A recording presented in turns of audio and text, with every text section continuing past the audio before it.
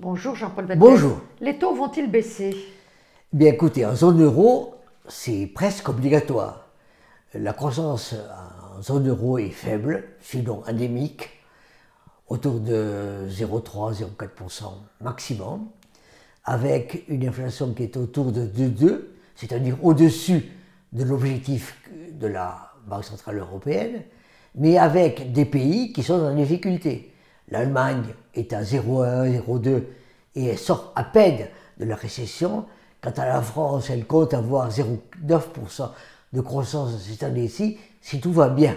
Autrement dit, si les taux d'intérêt en zone euro ne baissent pas, nous ne sortirons pas du bourbier dans lequel nous sommes. Et aux États-Unis? Aux États-Unis, c'est vraiment différent. Aux États-Unis, d'abord, ils ont de la croissance, ils ont 3% de croissance. Alors, vraiment, ils ont de l'inflation, oui, mais ils ont des taux d'intérêt qui sont encore élevés à 2,7. Autrement dit, ils ont une économie qui fonctionne, comme on dit là-bas, à haute pression. Ils ont effectivement des hausses de prix, ils ont effectivement des hausses de salaire qui calment, mais ils ont une croissance forte qui est essentiellement liée aux innovations, à l'investissement, à tout ce qui se passe dans le domaine de l'IA, de l'intelligence artificielle, et qu'on retrouve dans l'évolution des bourses, qui là-bas est extraordinaire. Mais là, les taux baissent également.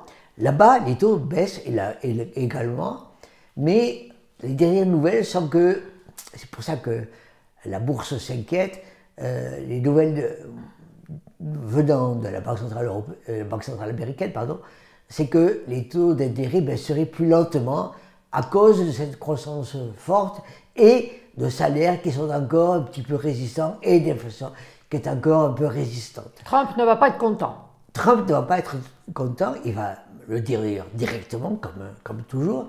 Il veut des taux d'intérêt qui baissent encore plus pour que la croissance continue à être forte et que la bourse continue à être solide et qu'on ait donc une économie industrielle, commerciale qui marche, dynamisée par la finance et la bourse. Donc vous disiez qu'en zone euro, ça ne suffisait pas. Mais alors que faut-il faire? Il faut évidemment baisser les taux d'intérêt. Ça ne suffit pas, mais il le faut. Donc il faut qu'on ait une stratégie différente par pays. Une stratégie différente globalement au niveau européen pour développer la productivité et l'efficacité de l'Europe, ce qui veut dire que l'Europe décide de s'endetter au niveau européen pour soutenir ces secteurs qui sont à l'heure actuelle les plus en difficulté et qui ratent la révolution industrielle qui est à l'heure actuelle en cours aux États-Unis et en Chine aussi. Plus le secteur industriel et militaire.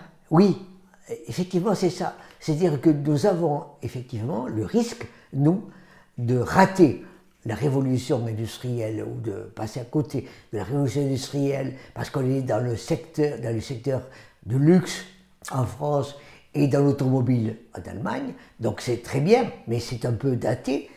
Par contre, nous avons à côté de nous des risques militaires et nous devons donc investir dans ce domaine-là.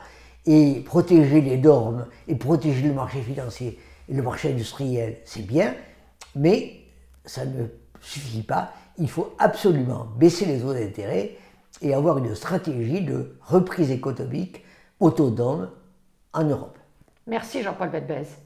Je vous invite à vous abonner, je vous invite à liker, je vous invite à en parler, je vous invite à faire des commentaires. Donc, je vous invite. Merci.